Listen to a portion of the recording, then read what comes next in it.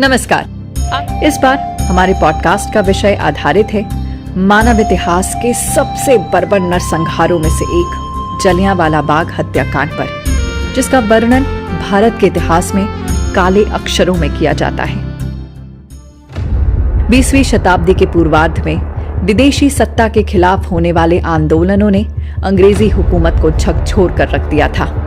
भारत में राष्ट्रवाद की लहर को रोकने के लिए वाइसरॉय लॉर्ड चेम्सफोर्ड की अगुवाई में सरकार ने कठोर कदम उठाने का निश्चय किया और इसी कड़ी में अंग्रेजी हुकूमत द्वारा रॉलेट एक्ट पारित किया गया। इस कानून के अंतर्गत पुलिस द्वारा गिरफ्तार किए गए शख्स से अदालत में अपील करने का हक छीन लिया गया था। रॉलेट एक्ट पारित किए जाने पर महात्मा गांधी ने पूरे देश में इसके खिलाफ शांतिपूर्ण विरोध करने का आह्वान किया। परिणाम स्वरूप पूरे देश में आंदोलन की मशाल जल उठी और पंजाब में इस आंदोलन का नेतृत्व डॉक्टर सैफुद्दीन किचलू और डॉक्टर सत्यपाल कर रहे थे। अंग्रेजी हुकूमत को जैसे ही विरोध की भनक लगी, उन्होंने पंजाब में मार्शल लॉ की घोषणा कर दी और आंदोलन का नेतृत्व कर रहे दोनों नेताओं को गिरफ्तार कर नजरबंद कर दिया गया। ये खबर जब लोगों को पता चली तो उन्होंने अमृतसर के जलियांवाला बाग में चल रहे बैसाखी के मेले में आकर अपना विरोध जाहिर करने के लिए सभा बुलाई, जिसका उद्देश्य था पंजाब में आंदोलन के अग्रणी डॉक्टर सत्यपाल और डॉक्टर सैफुद्दीन किचलू की रिहाई की मांग करना। मार्शल लॉ के कर्फ्यू के दौरान पंजाब के लेफ्टिनेंट गवर्नर ने घटनास्थल पर सैन्य कार्रवाई का आदेश दे दिया और आनन फानन में जनरल डायर के नेतृत्व में हथियारबंद सिपाहियों के दस्ते ने अमृतसर में उस जगह का रुख किया जहां लोग एकत्रित हो रहे थे। इसके बाद जो कुछ हुआ वो बेहद डरावने और दर्द भरे घटनाक्रम के रूप में इतिहास के पन्नों पर काले धब्बे की तरह छप गया। 13 अप्रैल 1919 यही वो तारीख थी जब जलियांवाला बाग मासूम लोगों के खून से रक्त रंजित हो उठा। मेले के माहौल में संकरे गलियारे से एकाएक बाहर आते सिपाहियों को देख लोगों की भीड़ अभी ये समझ भी नहीं पाई थी कि आखिर ये माजरा क्या है। तभी उसी वक्त अचानक ऊंची आवाज में सिपाहियों को गोली चलाने का आदेश मिलता है।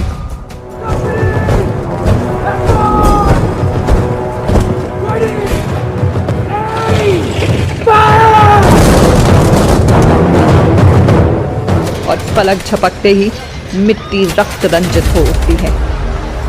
गोलियों की तड़तड़ाहट सुनकर लोग यहाँ वहां भागने लगते हैं। लहूलुहान होती भीड़ जब तक ये समझ पाती कि ऐसा क्यों हो रहा है, तब तक अनेकों बच्चे, बूढ़े, महिला और जवान गोलियों का शिकार हो गए। बर्बर गोलीबारी के इस माहौल में किसी ने पेड़ की आड़ में छुपना तो किसी ने कुएं में कूदना मुनासिब समझा, मगर इस सब के बावजूद गोलीबारी चलती रही। इस विभत्स घटना ने पूरे देश को झकझोर कर रख दिया। गुरुदेव रविंद्रनाथ टैगोर ने इसके विरोध में अंग्रेजों द्वारा दी गई नाइटहुड की उपाधि का त्याग कर दिया। देश के तमाम नौजवानों में इस घटना के बाद क्रांति की ज्वाला जल उठी थी। भगत सिंह और उधम सिंह समेत तमाम क्रांतिकारियों ने जलियांवाला बाग नरसंहार के बाद देश की आजादी के लिए शस्त्र उठा लिए थे। इस घटना के 21 साल बाद सरदार उधम सिंह ने अंग्रेजों की सरजमी पर साल 1940 में जलियांवाला बाग हत्याकांड के जिम्मेदार माइकल ओडवायर की भी गोली मारकर हत्या कर दी। 1 शताब्दी से भी ज्यादा वक्त बीत जाने के बावजूद इस घटना के जख्म देश नहीं भूल पाया है।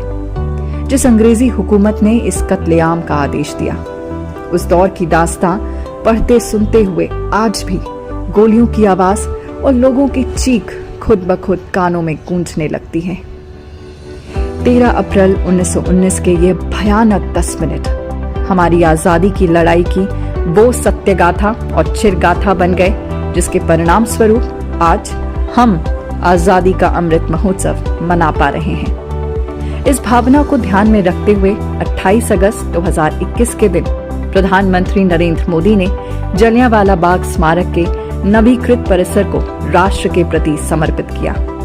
ऐसे में आजादी के 75वें वर्ष में जलियांवाला बाग स्मारक के आधुनिक रूप का देश को मिलना देशवासियों को इस पवित्र स्थान के इतिहास के बारे में और इसके अतीत के बारे में बहुत कुछ जानने के लिए प्रेरित करेगा और बलिदान की अमर गाथाओं को और जीवंत बनाने में सहायक सिद्ध होगा।